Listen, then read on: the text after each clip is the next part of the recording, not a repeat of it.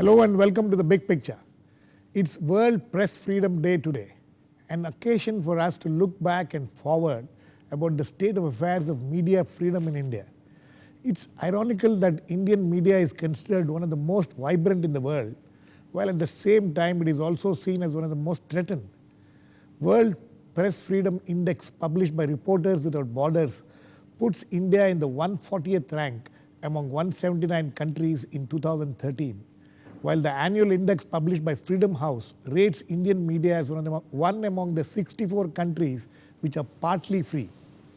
Indian media, which is increasingly coming under the grip of the corporate houses, faces a major challenge to retain its freedom under these circumstances.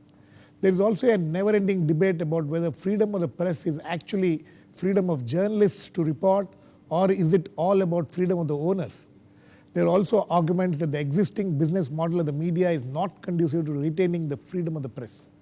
The problem of journalists increasingly being threatened by vested interests is another issue which gets highlighted in this debate. We will discuss all this today while looking at whether the freedom of the press is a reality in India or is it just a myth. To discuss this, I have with me today very senior and experienced journalists, Nihal Singh, veteran editor and one of the most widely travelled journalists, H.K. Dua, another veteran editor and MP. Joining us from Bangalore is Dr. Narendra Pani, a journalist for a long time with the Economic Times and now a professor at the National Institute for Advanced Studies, Bangalore.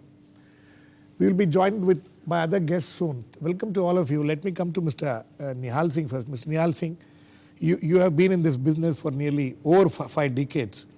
Yes, 60 years. Six decades. So, only. 6 decades only. Do you see the concept of freedom of press in this country, what it was when you started and what it is now? What kind of changes have taken place, for the better or worse? Well, some for the better, some for the worse. I think it's a mixed picture because basically what we started out with was basically to guard against government interference in terms of censorship, in terms of unofficial instructions and so on. And of course the NADE was, as everybody knows, reached during the emergency days. We are facing several other kinds of problems today. One is, of course, the corporatization of media. Yes. Secondly, the proliferation of different forms of media, especially television, your medium. And the internet. The internet is there, the social media is there, so there are so many competing things. But the essential problem is that we have to guard not only against official interference of any kind, but also against the usurpation of the journalist's role and the editor's role by the corporate world. Exactly. And that presents itself as a serious challenge these days. And we see it every day, happening every day. Okay, Mr. Dua, these are three points which Mr. Nihal Singh makes. But both of you as editors have faced this problem. The problem of the freedom being challenged, not only by the outsiders, but within the places where you have been working. So the challenge to the journalists, do you think, is more within than outside? Definitely, it's more from within the profession. Right. You see, there have been challenges from the government. There was emergency, as Mr. Nihal Singh has mentioned. That's the most serious threat, and chunk of the press succumbed. Right. Excepting about 2-3 papers. 2-3 honorable exceptions. Indian Express, yes. I was working. Mr. Nihal Singh was in the Statesman, another honorable exception, and a couple of more papers. The rest of the press just yielded. But it taught a lesson to the press that emergency and the censorship which was part of it was definitely meant to smother the freedom of the press for political reasons. So next time when the threat came, that was the defamation bill. This was during the time of Rajiv Gandhi. That's right. Right. Which was ill-considered move. Lok Sabha passed the bill in three hours' time without any notice to the country, to the press, or even the country. And it was supposed to go to the Lok Sabha, Rajya Sabha. Everybody wrote. We wrote. And then Editors Guild took the stand. Then other organizations of the media organization took the stand, and it became a big movement. So that was the lesson which the media had learned from emergency. A powerful government with massive mandate of 402 seats, by this time after Assam election became 413, could not present the bill to the Rajya Sabha. So much was the protest from Delhi, from state capital, it traveled down to the districts. So a movement began. They wanted talks with the media organizations, which were refused. It was a malified measure, ill-advised. Some chamchas of the Raj advised it. So from the mid-80s, after that, this happened in the mid-80s. It was about 88, I suppose. 87, 88, yeah. 87, in that period. I think it was 88. After that, no government has thought of imposing censorship or bringing a measure like defamation bill. They didn't have the courage. Even the state governments. But there are other threats. Threat from the proprietors, ownership pattern, and the advertisers. Don't underestimate that, whether government advertisers or the corporate advertisers. Let me come to... There are more serious threats. Let me go to Dr. Narendra Pani in Bangalore. Dr. Pani, you have been a journalist for a long time, though for the last few years you have gone out of the profession and chosen to be in the academia. But I'm sure you've been observing and you've experienced all this which we are discussing today. You know, one of the things which is being said is that the greatest challenge to the freedom of the press today is more not from the government as much as from the conglomerates, the corporates, which are increasingly having a grip over the media. Do you agree with that? I would agree with that, but I would also caution against taking too black and white view of this issue. It is not as if in the old format corporate houses did not have any say in the functioning of the press. I think you are aware of papers that were very closely related to other specific corporate groups. Very often the owners themselves had other business interests, and that was reflected in their choice of editors, and many things they did were influenced through their editors. I make this point just to distinguish between a sudden deterioration in the media and between the fact that the mechanism of influence has changed with its for better or for worse. Today, I think particularly after the 1990s, when the economics of the media houses began to depend more on advertising rather than on circulation, the basic, or circulation revenue, the basic focus has been on trying to ensure that the kind of revenue they get, the advertisers are not upset. So you find a wider corporate influence rather than just the corporate influence of that the owner directly might have had, but now to other advertising interests. And this is a factor that has come into the media, and I think we need to look at it as a change, simply because we must not look at it as some kind of a reduction in the moral standards of the owners, but rather as something that has been generated by the change in the economics of the media. And that makes the problem more difficult, undoubtedly, because India is one of the places, for instance, where the print media continues to do well. But that's largely because it has gone along with advertisers. Otherwise, it would face the economic pressures that the media is facing elsewhere. So I think we need to take a little more sophisticated, little more sort of nuanced view of what has happened to the media. Mr. Nihal Singh, the nuanced, he's talking of nuanced views. There has been a lot of discussion about this, the economic, the model, the business model of the media in the present form, which is creating these kind of problems. But you know, we'll keep that. There's been enough has been discussed on that. On the concept of the freedom, what is the concept of the freedom? As the concept of freedom changed, it is said that freedom of the press is a moral concept. Has that concept changed? No, in essence, the concept has not changed. Of course, the form of ownership, etc., may change, and there are technological changes which are amazing in real terms. But the essence has not changed. Basically, it is that you should have the freedom to propagate your views in a responsible and reasonable manner within a set of overall limitations which any democratic or civilized society has. That's point one. Our problem basically today, I feel, is that we have not got our act together in various aspects because of the changes in technology, the ownership patterns and so on. For instance, we don't have any law. When you say we, are you saying the journalists have not adapted well, to the it? newspaper world, shall we say, or the media world. Okay. Because it's more than newspapers now.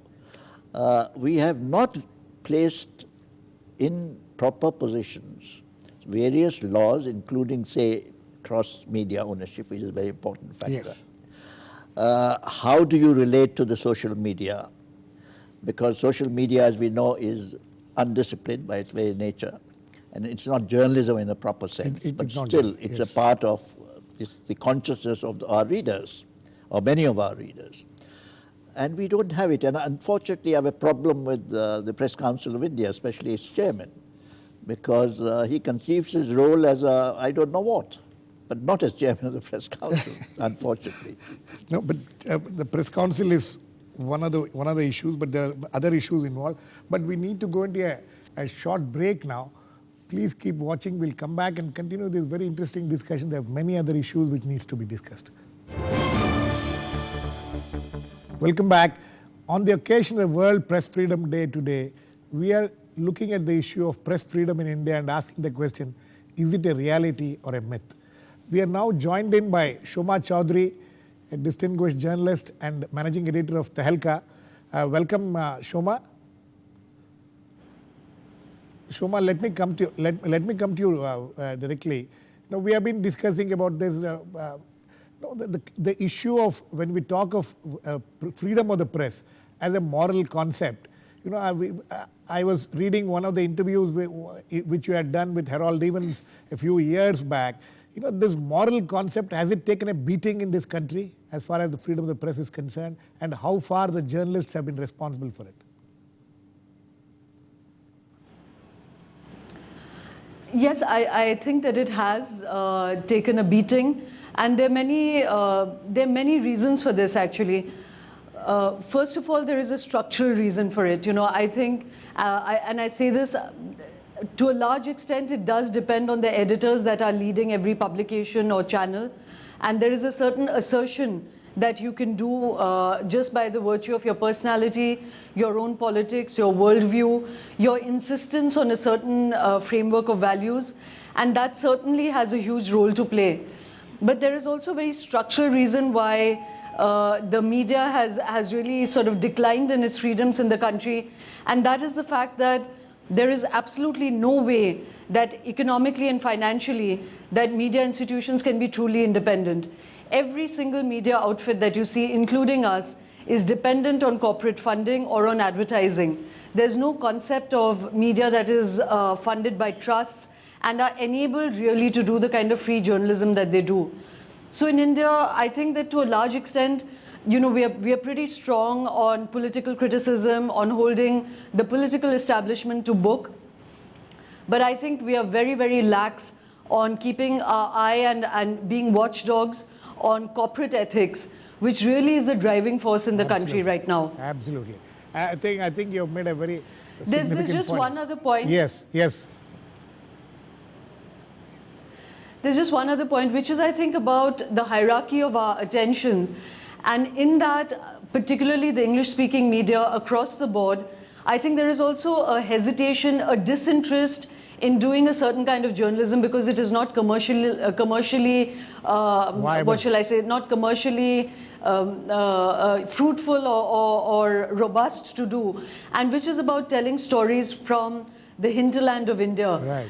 You know, so to a large extent, media freedom or the core role that media should be playing has also narrowed itself down because it's always keeping an eye on the financials of the profession rather than what it really should be doing. And I think a lot of the troubles in India now is because we don't focus on these stories just because they're not financially viable to focus on. Yes, yes. I think you have made some very interesting, Mr. Dua. You see, Shoma has made a very interesting point. Joining issues with it is not only a moral question, it's a political right of the people, right to know. Our freedom is connected with the people's right to know. Constitutional guarantees there, except for a few exceptions, like public order and security, etc. Those are reasonable That restrictions. right is not being used by the media also, as it ought to be. Freedom is not necessarily given, it's exercised also. Absolutely. The journalists and the newspapers or the TV channels are not able to use that freedom. And the Shoma has correctly pointed out ownership pattern, which has been referred to by Mr. Nihal Singh also, is one of the reasons. Owners are rich, industrialists, business interests, etc. They don't start paper for your freedom and my freedom, or Right. Mr. Nihal Singh's freedom, or Shoma's freedom. They want to have clout. Clout means they're going to bargain with the Yes, authorities. and increasingly- Now, that their need is clout. Our need, journalists' need is freedom. Now, because the money comes from the big business houses, either through investment or through ads, the content of the media organization is getting affected. Right. What media is covering is the shining India, Right. not the other India, which Shoma indirectly yes, the referred hinterland gets completely to. ignored. Hinterland, the tribals are not being covered, the Dalits not uncovered, the Northeast not being covered, This is the peripheral India Mr. is not Mr. being Nihal covered. Singh, what we are talking now is about how we are giving up our own freedom by this kind of selective journalism. Well, partly that is because of our concept of our readers Right. and their interests. Yes. So to that extent, What the reader wants. This is what the reader yes. wants. So, but of course, there are honourable exceptions, as Yes. we all know, Yes. and there are newspapers also in the English language And magazines. and magazines which are doing a lot of investigative stories, and Right. other stories, pointing out the black spots of the country. Right. Yes, that's true. But we are not fully exercising all the freedoms we have. I agree with you. Yes.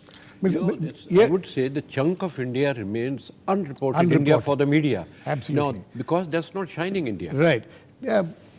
Narendra Pani, the concept of freedom, when we talk of the freedom, there is always a conflict between the freedom of the journalist and the freedom of the owners. Or the owners claim more freedom. We have seen many occasions in the recent past where journalists have been caught, editors have been caught of a television channel, in a sting operation, and then there is a lot of screaming about going out that freedom of press is at stake. How do we tackle this kind of a situation? How do journalists manage this kind of conflict? I think we need to also recognize that this conflict of what you call the moral freedom of the press Yes. is sort of coming up at a time when there's a larger moral debate. There's a moral debate also between the value systems in the rural areas and the value systems of a largely urbanized media. And typically, particularly in the modern television kind of media, we tend to take very strong positions in favor of one particular value system without even trying to understand or hear the other side. I'm not one to make a case that the other side is completely lily white, but are we doing anything to even understand what their model system is and then trying to convince them about it? Is the media playing its role in looking at social issues at all? There's a tendency to treat everything with a political brush. Even the women's issue, which is a very serious gender issue, is converted within minutes into a political issue by the media and actually the rest of urban society. Right. I think once you do that, then you can realize that the conflict between the owner and the journalist is one conflict, but there's a larger conflict between the media and the value systems followed by the media as it is in India today, and the value systems accepted for rightly or wrongly by a large majority of Indians. Okay.